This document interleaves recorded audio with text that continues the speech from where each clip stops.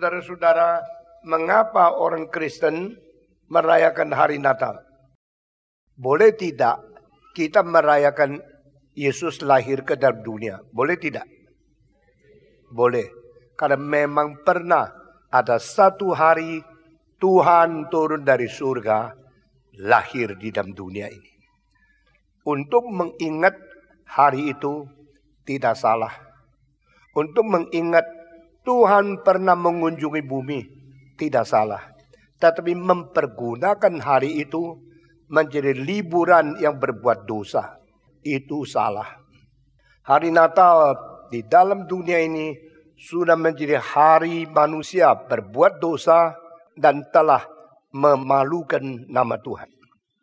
Saya harap orang Kristen khususnya kebaktian-kebaktian Natal yang kami rayakan di Indonesia bukan begitu. Natal bukan harinya Santa Claus. Di dalam kitab suci tidak ada Santa Claus. Natal bukan harinya pohon Natal. Di dalam kitab suci tidak ada pohon Natal. Natal adalah pengorbanan dari Tuhan Allah yang mengirim anaknya turun dari surga. Yang mulia, yang hormat, yang berkuasa tertinggi di atas semua malaikat. Dan rela turun merendahkan diri, mengkorbankan diri, menyangkal diri, dan menjadi orang miskin di dunia ini. Paulus berkata, Kristus tadinya kaya, tetapi karena kita, dia rela menjadi miskin. Supaya kita yang miskin, melalui Kristus, kita boleh menjadi kaya di dalam hal rohani.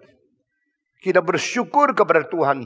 Kristus selalu menjadi teladan moral. Amin. Kalau engkau belajar bagaimana menjadi orang baik, ikut Yesus Kristus. Bagaimana menjadi orang yang suka berkorban, ikut Yesus Kristus. Bagaimana menjadi orang menyangkal diri, ikut Yesus Kristus. Christ is the most beautiful and highest example of human morality. Kita bersyukur kepada Tuhan. Jikalau kita mengerti sesungguhnya Natal itu apa, maka kita baru mulai menjadi orang Kristen yang bertanggung jawab, orang Kristen yang imannya beres, orang Kristen yang sungguh-sungguh memuliakan Tuhan di tempat yang maha tinggi. Menjadi orang Kristen yang memberikan damai di dunia ini bagi orang yang diperkenan oleh Tuhan. Ini dua arah.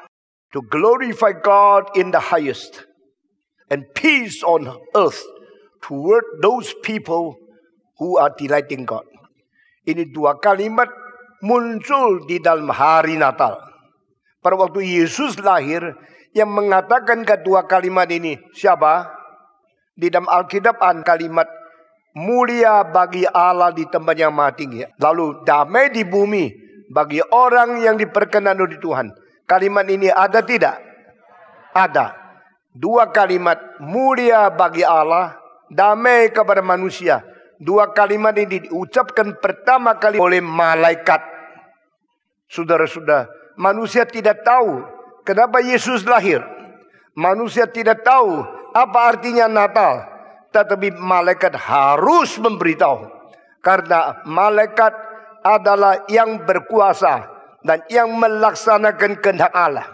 The powerful spiritual being which are doing and practicing the will of God. Mereka adalah yang melayani orang yang menerima keselamatan. Malaikat-malaikat ada roh yang menjadi pelayan-pelayan kaum pilihan. Dan malaikat-malaikat harus memberikan kabar kita tujuan Yesus turun ke dunia untuk apa? Untuk memuliakan Tuhan di tempat yang maha tinggi. Dan menurunkan damai untuk dunia. Hanya bagi orang yang berkenan kepada Tuhan. Jikalau hari ini gereja merayakan Natal. Berfoya-foya. Menghamburkan uang banyak sekali. Lalu berbuat dosa. maka lebih baik tidak merayakan Natal. Setiap kali hari Natal dilaksanakan adalah untuk memuliakan Tuhan di tempat yang maha tinggi. Setiap kali merayakan Natal adalah bikin bumi ini lebih damai dan mendapatkan berkat dari Tuhan. Amin. Itu sebab saya tidak mau memakai Natal untuk menjadi kesempatan main-main, gurau-gurau, seneng-seneng, foya-foya, hamburkan uang, lalu memalukan nama Tuhan. Di seluruh dunia Natal sudah menjadi hari yang paling penting bagi perdagangan. Engkau melihat setiap tempat paling ramai yang tempat berdagang merayakan Natal. Tetapi mereka sama sekali tidak peduli apa itu Natal. Mereka memakai Natal untuk cari uang, untuk membuang segala kesukaan untuk perbuatan dosa. Dan hari Natal sudah menjadi hari manusia berbuat dosa lebih banyak daripada hari-hari biasa.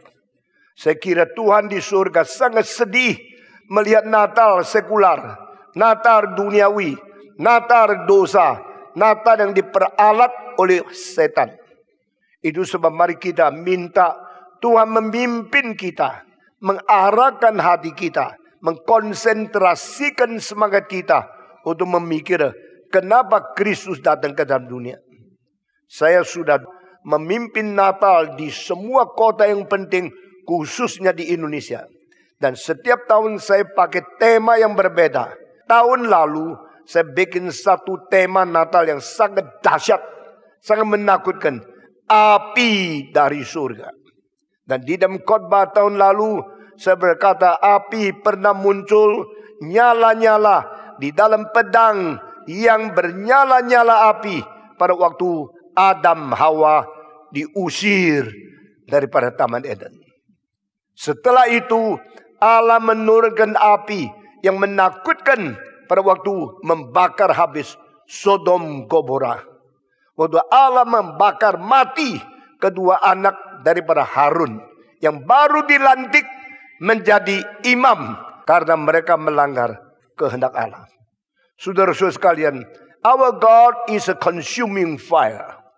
Allah kita adalah api yang menghanguskan.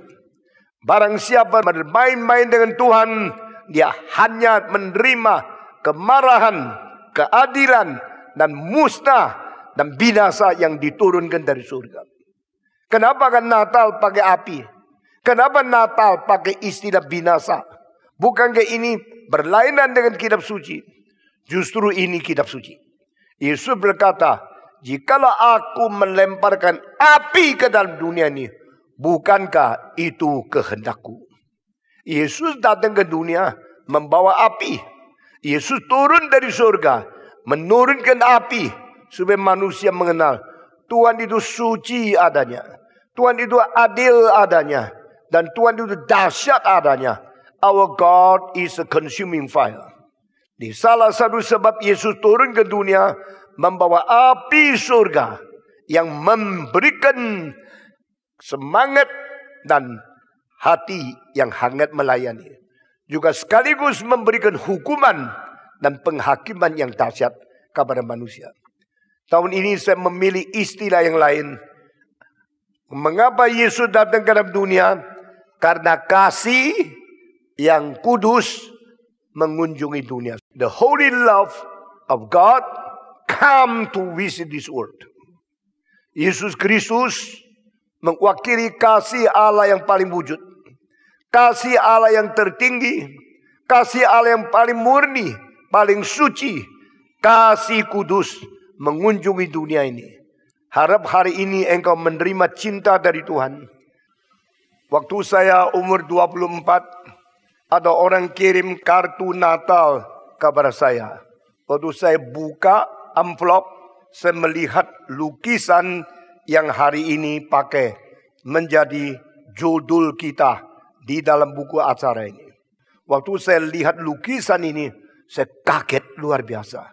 Di dalam dunia pernah ada lukisan yang indah seperti ini.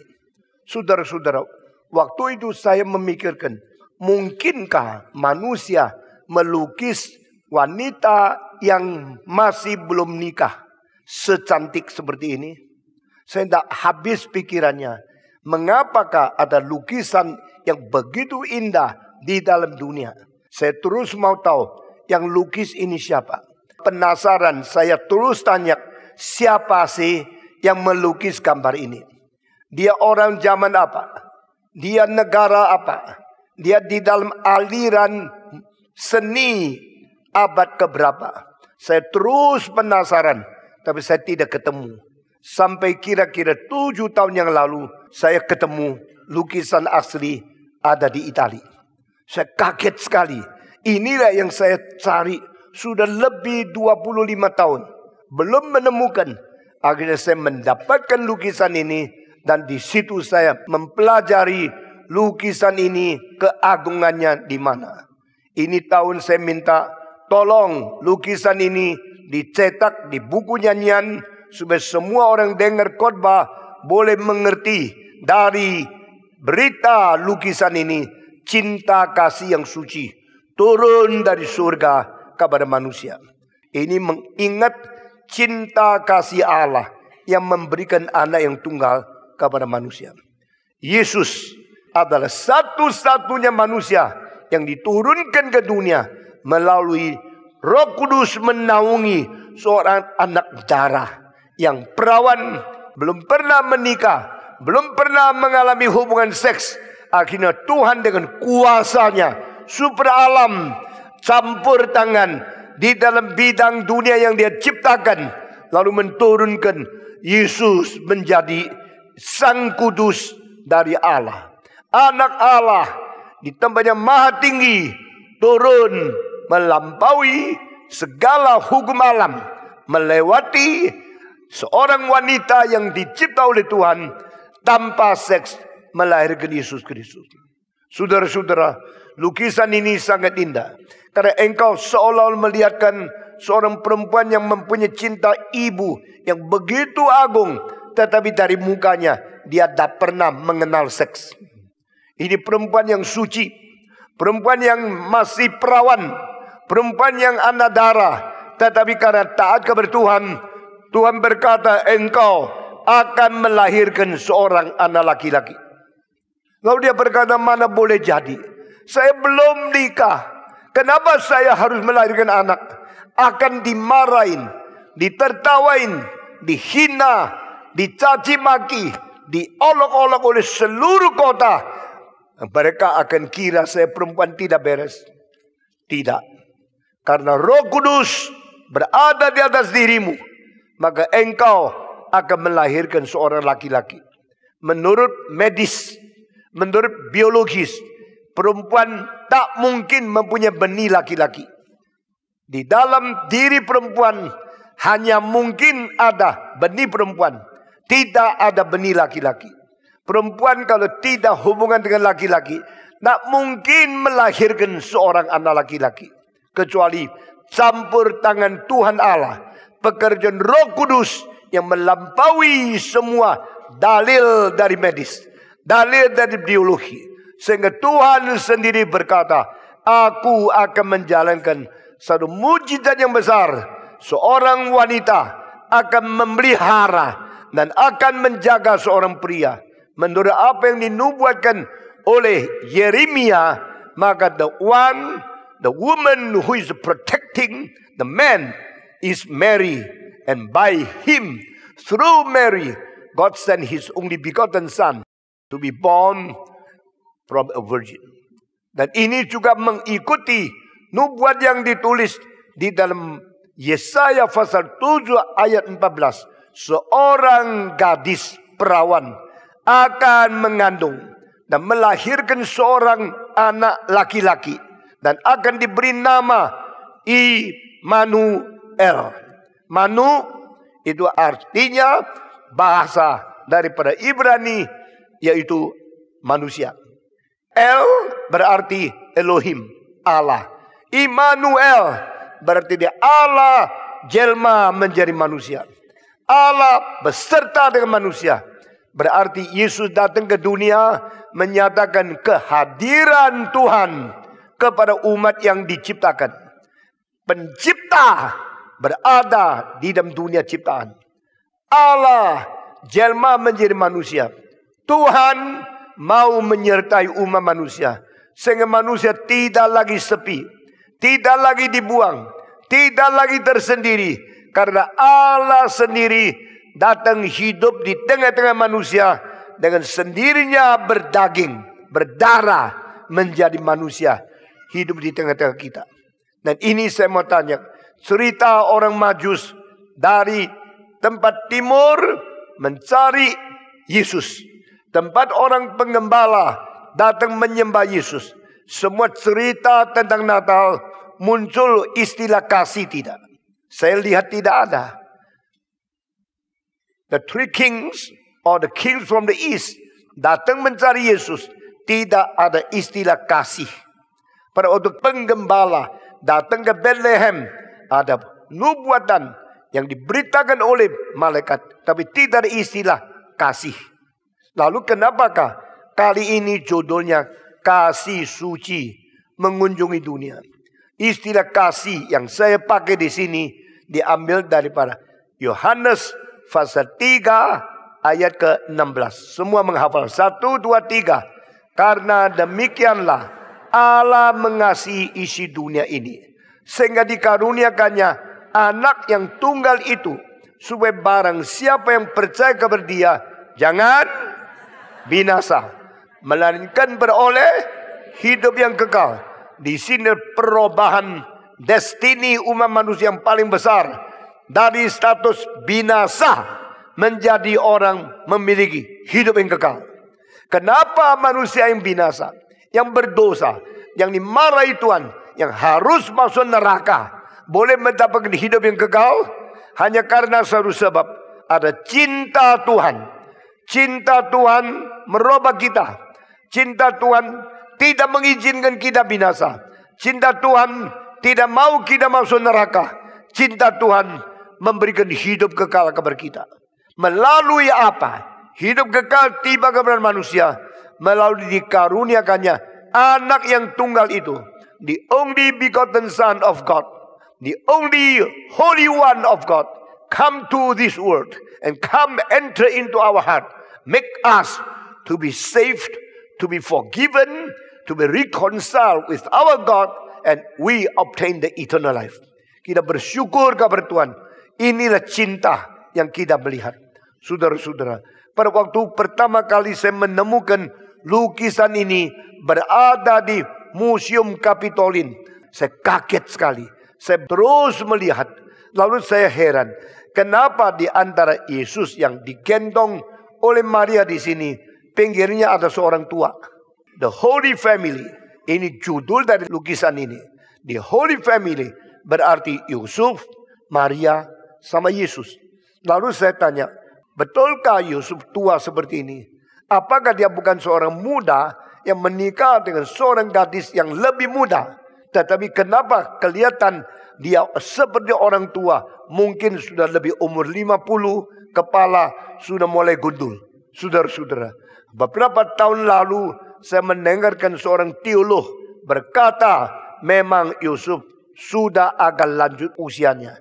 Maka Tuhan pakai dia supaya dia mendapatkan Maria, dan akhirnya melalui Roh Kudus menggerakkan Maria. Maria melahirkan Yesus Kristus.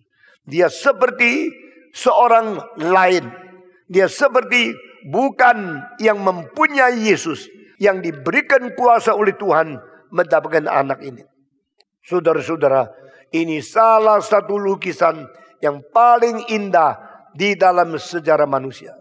Allah memberikan Yesus ke dalam dunia, dan disitulah cinta Allah sampai kepada dunia. Cinta kasih Allah tiba kepada kebudayaan, tiba kepada sejarah, tiba kepada umat manusia. Saudara-saudara sekalian, lalu saya mencari siapa sih yang gambar. Akhirnya saya menemukan dia adalah seorang neoclassical period painter yang namanya adalah Pompei Batoni.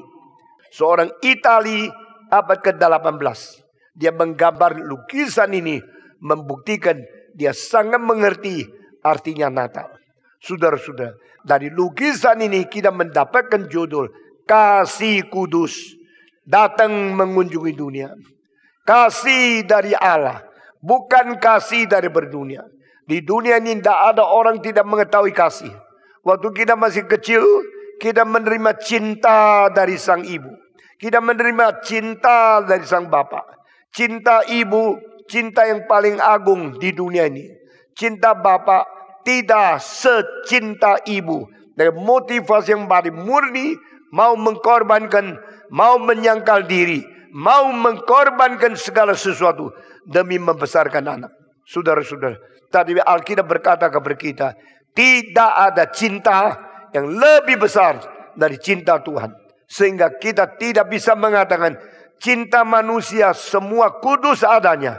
Tapi kita boleh mengatakan hanya cinta Allah adalah cinta yang 100% suci di dalamnya. Saudara-saudara, abad 20 ada seorang psikologis ditanya oleh seorang, what is the greatest shortage in human society in 20th century? Waktu dia ditanya, maka psikolog ini terus mengatakan, the greatest shortage in human society in 20th century, the true love is missing from our society. Dia mengatakan abad ke-20, kekurangan dunia, kerusakan manusia, kebahayaan paling besar untuk umat manusia adalah cinta sejati sudah menghilang daripada manusia. Nah, pada waktu saya membaca tentang kesimpulan seorang psikolog yang begitu otoritatif, mengatakan kesimpulan kalimat seperti ini, saya akhirnya makin lama makin menyetujui dia. Coba tanya, sekarang pemerintah ada cinta kepada rakyat tidak? Kurang. Yang dicintai uang. Sudah berapa pejabat tinggi yang dimasukkan penjara. Karena pemerintah tidak mencintai rakyat. Mereka lebih cinta uang. Saya mau tanya, guru-guru sungguh mencintai murid tidak? Tidak. Banyak guru-guru hanya untuk pekerjaan, untuk gaji, untuk honor, bukan untuk pendidikan. Saudara-saudara, saya tanya, apakah suami-suami sungguh mencintai istri? Tidak. Mereka menikah karena melampiaskan kebutuhan mereka. Dan mereka bukan karena cinta. Saya tanya, perempuan-perempuan sungguh mencintai suami? Tidak. Mereka mencintai karena mereka sendiri perlu seorang suami. Perlu hubungan seks. Maka mereka menjadi menikah. Di dunia ini saya mau tanya, adakah cinta yang murni, yang 100% suci untuk manusia dengan manusia? Jawaban dari para psikolog itu, saya sangat setuju. The true love is now missing from human society. Saudara-saudara, bayangkan, jikalau satu masyarakat tidak ada cinta yang sejati. Bayangkan kalau di masyarakat ini presiden, wali kota, bupati, gubernur tidak cinta rakyat. Ini negara seperti apa? Jikalau tidak masyarakat, guru tidak cinta murid, murid tidak menghormati guru. Ini sekolah jadi apa? Jikalau di dalam dunia ini, ibu, ayah tidak mencintai anak, anak tidak menghormati ibu dan bapak. Ini keluarga seperti apa? Dengan semuanya kita telusuri, kita melihat manusia berada di bahaya. Kalau kita mempunyai ikatan daripada nama-namanya saja, tapi tidak faktanya, maka dunia akan hancur. Saudara-saudara, sekarang orang bilang sangat susah mendidik anak. Karena anak tidak mau dengar. Orang bilang istri tidak setia kepada suami. Suami juga tidak setia kepada istri. Rakyat tidak setia kepada pemerintah. Pemerintah tidak mencintai akan rakyatnya. Guru tidak mencintai murid. Murid tidak mencintai guru. Di dalam seluruh perdagangan, semua saling memperalat, saling memanfaatkan demi keuntungan, demi profit sendiri. Jual kawan, jual orang-orang yang kerja sama dengan engkau. Kita sudah tidak mempunyai cinta yang sesungguhnya. Itu sebab saya kira ini tema yang paling penting. Jikalau kita mau kembali menjadi manusia yang beres. Cinta kepada Tuhan beres. Cinta kepada orang tua beres. Cinta kepada suami istri beres. Cinta kepada anak beres. Kita perlu menerima kasih yang suci. The holy love, the holy divine love come again to visit us. Dan cinta yang sejati hanya dari Tuhan Allah saja. Karena Allah kita adalah Allah yang suci. Inilah perbedaan di dalam iman orang Kristen. Pada waktu Yesaya sesudah khotbah satu hari, dia masuk ke bait Allah. Dia melihat ke atas. Tuhan bersemayam di surga. Dan jubahnya dan kemuliaan turun ke atas bumi. Waktu dia melihat, mendadak lihat ada malaikat-malaikat yang 6 sayap. Biasanya malaikat cuma 2 sayap. Kerubium 2 sayap. Tetapi enak serafim semua 6 sayap. Mereka berterbang kelilingi takhta Tuhan. Saling menyahut suci, suci, suci. Dia kaget. Apa yang dia lihat. Dan ini dicantum di dalam kitab suci. Saudara tahu tidak? Di dalam sejarah manusia. Buku yang ditertulis beratus-ratus juta. Hanya satu buku yang menulis suci, suci, suci. 3 kali. Tidak pernah ada buku lain. Di dalam seluruh dunia. Buku yang betul-betul menulis 3 kali. Suci, suci, suci. Hanya 1 kali. Hanya 1 ayat. Hanya 1 pasal. Hanya 1 buku. Yaitu kitab suci orang Kristen. Besides Christian Bible. There's not any book mentioned 3 times. Holy, holy, holy. Ini membuktikan iman orang Kristen adalah lebih tinggi dari iman siapapun. Karena di dalam kitab suci kita mencatat Allah kita adalah Allah yang suci. Karena Allah itu suci adanya. Dan dia berkata, jadilah umatku yang suci di hadapanku. Di dalam segala sesuatu yang kau lakukan. Karena aku Allah yang memanggil engkau adalah Allah yang suci. Because our God is holy. So we should be holy in everything we do. Because the God who called us to be His people is the holy God. Allah itu suci adanya. Dan Allah mengatakan, Dia mau kita menjadi orang suci. Harus suci di dalam pikiran. Harus suci di dalam motivasi. Harus suci di dalam perkataan. Harus suci di dalam kelakuan. Di dalam tingkah laku. Pikiran, mental, motivasi. Tingkah laku. Perbuatan-perbuatan. Percakapan-percakapan. Segala hal. Orang Kristen harus hidup suci. Dan Allah yang suci ini, Dia mau membersihkan kita dari segala kenajisan, segala dosa, dengan penebusan, dengan pengampunan, dengan korban Yesus di atas kayu salib. Mengalirkan darah untuk membersihkan hidup kita. Supaya kita dari dosa menjadi suci. Dari pelanggar menjadi pentaat. Dari yang memurtad kepada Tuhan Allah menjadi anak Tuhan yang berkenan kepada Dia. Sesudah itu kita dikuduskan, sanctification, justification, all until the glorification will be done by God to change our sinful nature. Sifat kita yang berdosa akan dirubah oleh Tuhan melalui memberikan pembenaran kepada kita, lalu memberikan penyucian kepada kita, dan memimpin kita hidup di dalam kekudusan Tuhan sampai terakhir. Yesus datang kembali, kita akan dimuliakan. Glorification will be done when Jesus come again. Lalu kita disucikan selama-lamanya, dan kita dihidup bersama di dalam surga dengan Allah yang suci. Hanya yang suci boleh hidup dengan Allah yang suci. Alkitab berkata, jikalau engkau tidak hidup suci, engkau tidak mungkin bertemu dengan Tuhan Allah. Jikalau engkau hidup dalam dosa, engkau dibuang oleh Tuhan.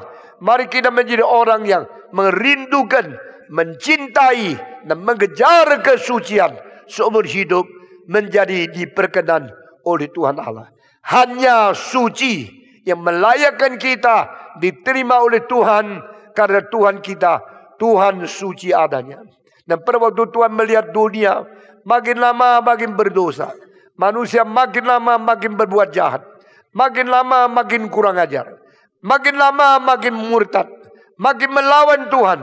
Tuhan sedih luar biasa. Di dalam pasal ke-6 ayat ke-5 dari Kejadian, Tuhan melihat sekerjaan manusia setiap saat, setiap hari penuh dengan dosa. Hatinya sedih dan dia sangat menyesal melihat keadaan manusia yang berbuat dosa.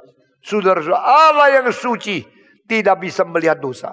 Maka saat itu dia memutuskan untuk memusnahkan, membinasakan semua manusia yang hidup kecuali ditinggalkan, yaitu satu keluarga, Noah dan istrinya dan 3 anaknya dan 3 menantunya menjadi bangsa baru, supaya hidup suci boleh kembali memperkenan akan Dia. Saudara sekalian, Tuhan melihat dosa manusia, Dia begitu benci. Dia adalah Allah yang benci kejahatan. Dia adalah Allah yang benci kenajisan. Dia adalah Allah yang menginginkan kita menjadi orang yang suci. Kita semua dikuduskan dari Tuhan, karena Tuhan mau kirim anaknya untuk menyelamatkan kita. Demikianlah Allah mengasihi isi dunia ini, sehingga dikaruniakan anak yang tunggal itu, supaya barang siapa yang percaya kepada Dia jangan binasa, melainkan beroleh hidup yang kekal. Inilah tujuan Yesus datang ke dunia. Inilah satu tujuan Yesus inkarnasi. Dari status Allah rela turun menjadi manusia. Dari Sang Pencipta turun mengunjungi yang dicipta. Dari yang hormat dan mulia di surga turun ke dalam dunia yang remeh, malu, najis, dan Dia dilahirkan di tempat binatang. Karena apa? Karena cinta adalah mengkorbankan diri. Cinta adalah menyangkal diri. Cinta adalah mentiadakan hak asal daripada diri, lalu rela identik dengan yang dicintai. Kita bersyukur kepada Tuhan, Yesus turun dari surga dan Dia menyatakan cinta kepada kita. Itu artinya inkarnasi.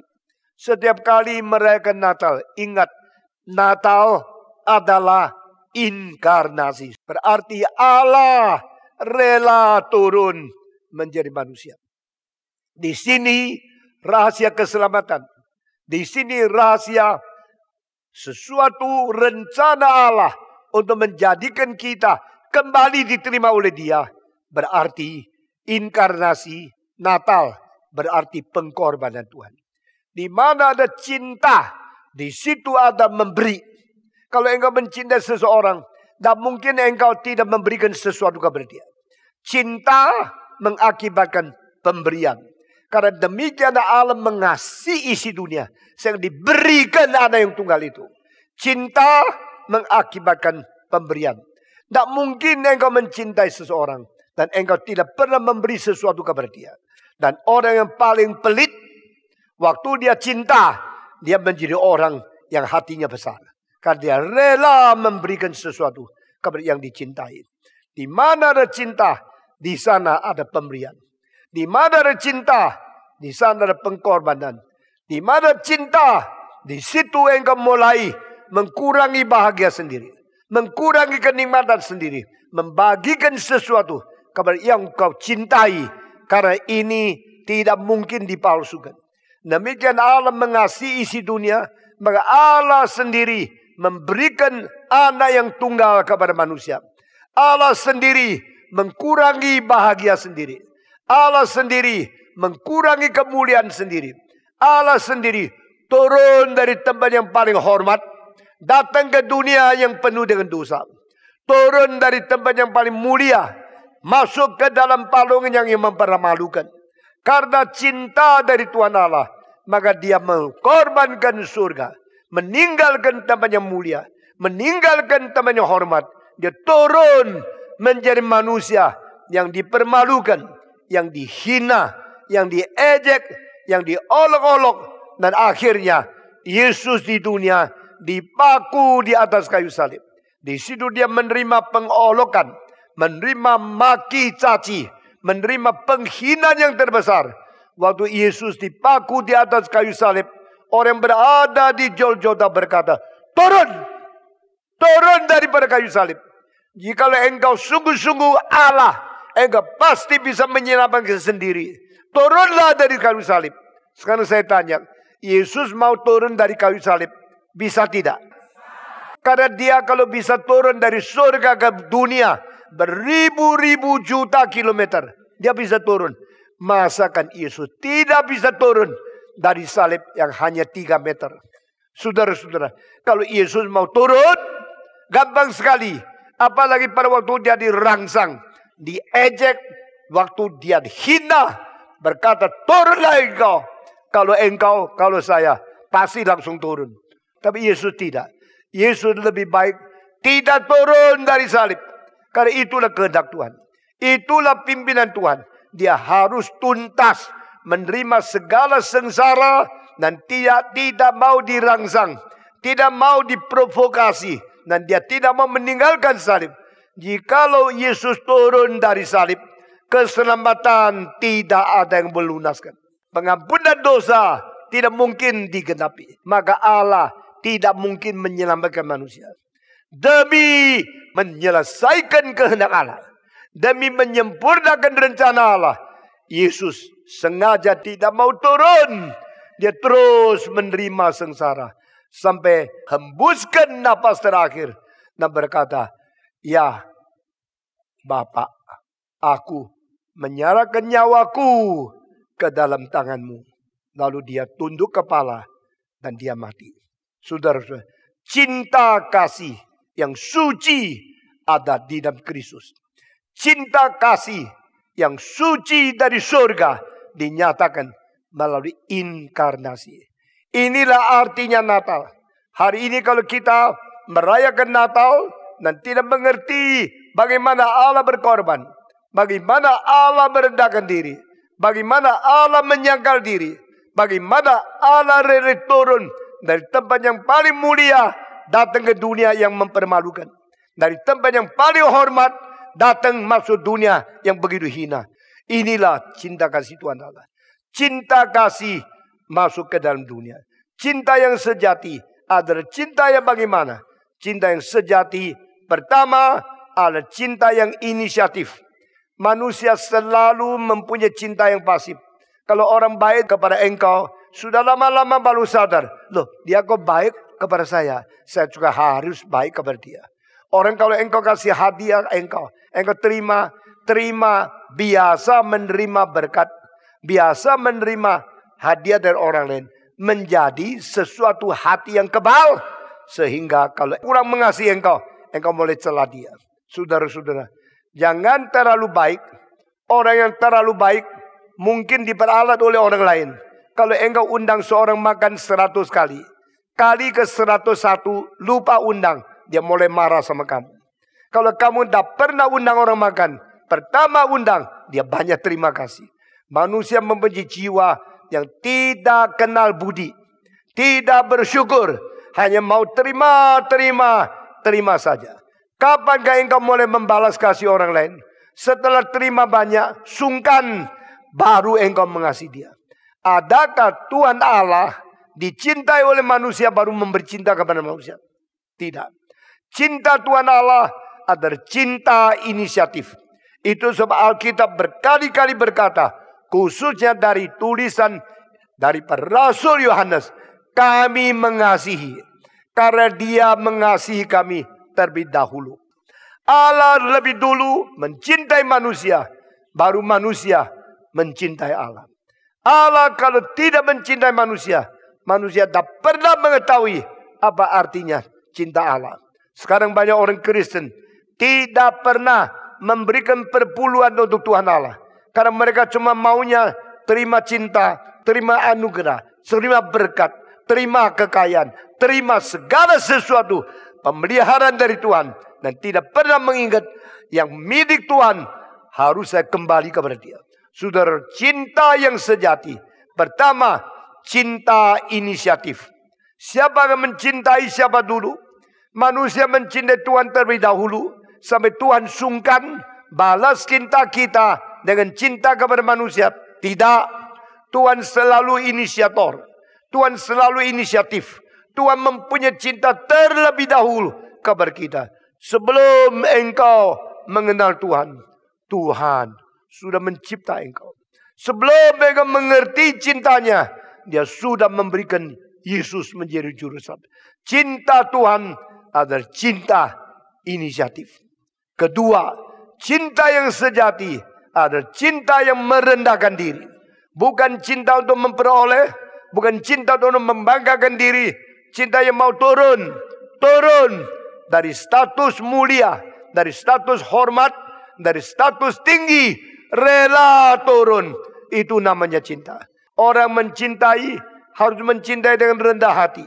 Orang mencintai dengan pengorbanan. Orang cintai bukan cari jasa.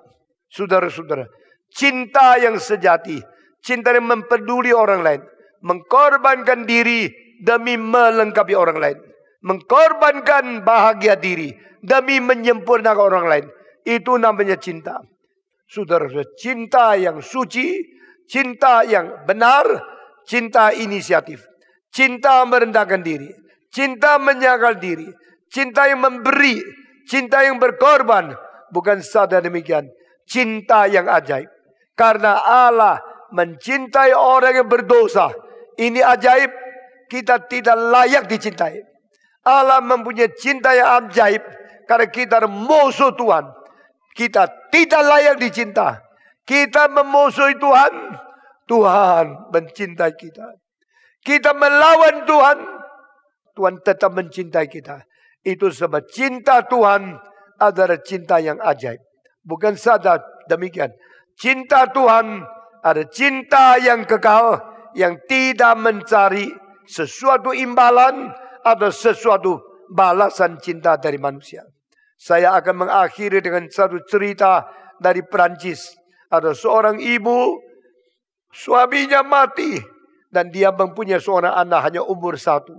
Dengan air mata berlinang-linang, dia gendong anak bayi itu dan berjanji, aku tidak akan menikah lagi.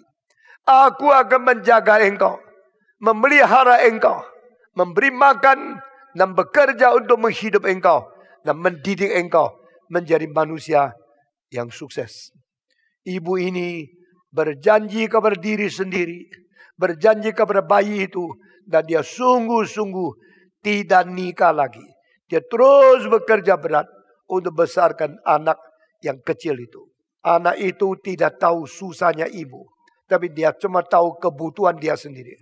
Waktu dia masuk universitas, dia jatuh cinta kepada seorang gadis yang cantik sekali, tapi hatinya tidak baik. Dia tidak bisa membedakan perempuan yang baik itu bagaimana. Perempuan baik itu asal cantik saja, tidak bisa. Dia tidak ngerti. Dia pokoknya cari yang cantik. Dan dia datang kepada perempuan itu, berkata, aku mencintai engkau. Aku ingin menikah dengan engkau. Di luar dugaan saya, perempuan itu mengatakan, dari lama saya sudah memperhatikan engkau. Di antara sekolah, engkau pria yang muda, yang ganteng, yang gagah, yang saya ingin nikah sama kamu. Dia senang sekali. Tidak tahu perempuan itu menjawab. Tetapi saya tahu, engkau anak satu-satunya dari ibumu. Maka saya takut menikah sama kau. Loh kenapa? Engkau tahu saya mencintai engkau. Kenapa engkau takut nikah sama saya? Karena engkau anak satu-satu. Maka saya takut kalau saya nikah sama kamu, ibumu pasti kehilangan. Ibumu pasti menjadi iri. Karena anaknya dirampas oleh wanita ini. Itu sebab saya berkata kepada saudara, tunggu ibumu mati, baru saya nikah sama kamu. Anak itu bilang jangan. Ibuku baru umur 50. Dia belum tua. Dan dia orang yang sehat sekali. Kalau tunggu dia mati, saya sendiri sudah tua. Engkau buat apa nikah sama saya? Dia bilang tidak. Pokoknya kalau ibumu tidak mati, saya tidak nikah sama kamu. Jangan begitu dong. Masa mesti tunggu ibu mati baru boleh kita menikah? Dia bilang, kalau engkau mau cepat, ada caranya. Bunuh ibumu. Waktu perempuan ini mengeluarkan kalimat, bunuhlah ibumu, lalu saya nikah sama kamu. Laki ini baru tahu, perempuan yang cantik, hatinya tidak cantik. Baru tahu perempuan yang begitu elok, hatinya jahat sekali. Lalu dia mengatakan, how can I do it? Ibuku salah apa? Kenapa saya harus membunuh ibu? Tetapi perempuan itu mengatakan, saya kasih 3 hari. Kalau di dalam 3 hari engkau tidak berani membunuh ibumu, jangan mimpi nikah sama saya. 1 hari lewat. Anak laki-laki ini begitu susah melewati 24 jam. 1 hari lagi lewat. Anak ini gelisah. Tidak bisa ambil keputusan. Tetapi sisa 1 hari. Hanya 24 jam. Dia begitu susah mengambil keputusan. Bunuh ibu atau tidak. Perempuan itu ancam. Besok siang engkau ambil jantung ibumu. Datang kepada aku. Aku nikah sama kamu. Kalau sampai besok siang belum ada jantung ibu yang dilihat oleh saya tidak akan nikah sama kamu.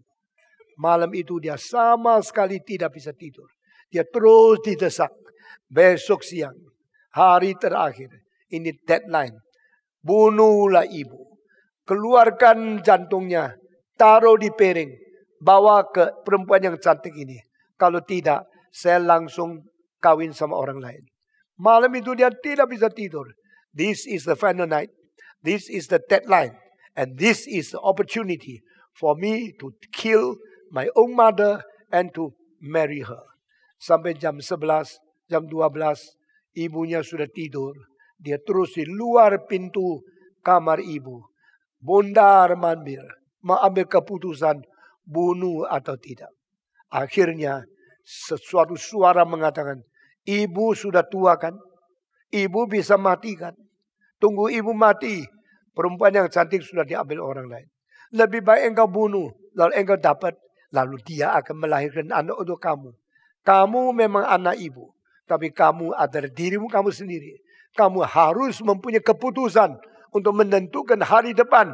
Untuk bahagia engkau sendiri. Dia pikir-pikir betul juga. Dia mengeraskan hatinya. Mendinginkan hatinya. Masuk dapur. Ambil pisau yang paling tajam. Yang paling besar. Pelan-pelan masuk ke tempat tidurnya ibunya. Waktu dia berdiri di pinggir tempat tidur ibunya. Dia tahu ibu sedang tidur nyenyak. Tidak tahu apa yang terjadi. Juga tidak tahu saya di pinggirnya. Tidak tahu saya membawa pisau. Dia terus ragu-ragu. Tidak lama kemudian setan masuk ke hati dia. Dia angkat pisau langsung tusuk ke dada ibunya. Ibu itu menghembuskan napas terakhir. Mati. Dia langsung keluarkan jantungnya. Taruh di piring. Pergi dari rumah ibu. Terus lari. Dengan cepat pergi cari perempuan yang dia cinta itu. Karena tidak lama lagi pagi. Ini hari terakhir. Ini kesempatan terakhir. Saya harus mengambil keputusan untuk mendapatkan perempuan yang cantik itu. Waktu lari-lari di tengah-tengah malam sebelum matahari terbit. Dia di tengah-tengah kegelapan lari ke sandung batu. Waktu ke sandung batu dia jatuh. Waktu dia jatuh, jantung ibunya loncat keluar dari piring itu. Wah, bilang cilaka. Ini malam-malam matahari belum terbit. Saya bagaimana bisa tahu jantung di mana? Jangan-jangan dimakan anjing. Lalu saya sudah kehilangan ibu, kehilangan jantung lagi. Waktu dia pergi raba-raba di tengah-tengah kegelapan, mendadak dia dengar suara ibu. Anakku, jalan hati-hati. Engkau jatuh, sakit atau tidak. Waktu dia dengar suara itu, dia hampir semaput karena dia tahu ini suara ibu. Saya sudah bunuh dia. Dia masih mengasihi saya. Dia masih mempeduli. Jangan saya luka karena kesandung batu jatuh. Saudara-saudara, saya tidak tahu cerita itu akhirnya bagaimana. Tapi memang yang saya baca, cerita orang Perancis sampai hidup berhenti. Lalu kalimat keluar, engkau membunuhnya, engkau memusuhinya. Tapi cinta yang sejati tidak memusuhi engkau. Engkau membunuh dia, dia memperhatikan engkau. Engkau mengambil jantungnya, dia mempeduli engkau. Itulah cinta Tuhan. Waktu Yesus Kristus dipaku di atas kayu salib, Yesus mengatakan, Bapa, ampunilah mereka. Karena apa yang mereka berbuat, mereka tidak mengetahui. Oh my Father, forgive them. Because what they are doing, they do not know. Yesus Kristus berjawab seorang penyamun yang berada di sebelahnya. Verily, verily, I tell you. Today, you will be with me together to the feast in the place in my Father's house. Engkau akan berjamu dengan aku di dalam Firdaus. Engkau akan bersama dengan aku di dalam perjamuan itu. Inilah cinta Tuhan. Cinta yang suci merubah dunia. Cinta yang suci membawa kita mendapatkan keselamatan. Cinta yang suci tidak menghiraukan berapa kurang ajar kita memberontak kepada Tuhan. Saudara-saudara, saya tanya kepada engkau, kapankah engkau mencintai Tuhanmu? Bukankah engkau selalu menyakiti hatinya? Bukankah engkau selalu meninggalkan dia, memberontak kepada dia? Tapi Tuhan Yesus tidak pernah meninggalkan engkau. Tuhan Yesus tidak pernah membiarkan engkau terlantar. Tuhan Yesus terus-menerus memelihara, memanggil engkau pulang. Hari ini sebagai hamba Tuhan, izinkan saya mewakili Tuhanku di surga berkata kepada engkau, cinta yang suci hanya di dalam Kristus. Cinta yang suci sudah turun dari surga. Cinta yang suci, cinta inkarnasi. Cinta yang suci memelihara engkau, memberikan pengampunan, memberikan surga dan cinta Allah untuk mengisi hati engkau masing-masing. Barang siapa hari ini buka hatimu, menerima Yesus masuk ke dalam jiwamu, undang dia menjadi juru selamat, undang dia memberikan pengampunan dosa, undang dia memberikan kasih yang kudus, rubah hidup, dan menjadi orang Kristen yang setia sampai mati mengikut Yesus. Kiranya Tuhan yang sudah bekerja di dalam hati kita masing-masing terus menggerakkan kita. Ingat inkarnasi, ingat palungan, ingat dari surga yang mulia turun ke dalam dunia yang berdosa. Dari surga yang hormat masuk ke dalam palungan yang begitu hina. Itulah cinta. The holy love of God enter into your heart. Enter into this world. Enter into human history. Enter into your church. Biar gerejamu sekali lagi diperbarui oleh cinta Tuhan. Biar hatimu sekali lagi diisi oleh cinta Tuhan. Cinta yang suci. Robah kita. Jadikan kita orang Kristen yang baik. Amin. Semua yang membuka hati menerima Tuhan, ikut saya berdoa. Mari kita tunduk kepala. Bapa di dalam surga, saya berterima kasih. Natal membawa berita. Engkau mencintai saya dengan inisiatif, dengan pengorbanan, dengan pemberian, dengan merendahkan diri, menyangkal diri, turun ke dalam dunia. Engkau bukan saja lahir di dalam sejarah. Engkau juga akan lahir di dalam hatiku.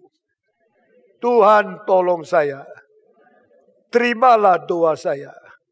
Dengarlah seruan saya. Masuklah ke dalam hati saya. Mulai hari ini sampai selama-lamanya. Dalam nama Tuhan Yesus, saya sudah berdoa. Amin.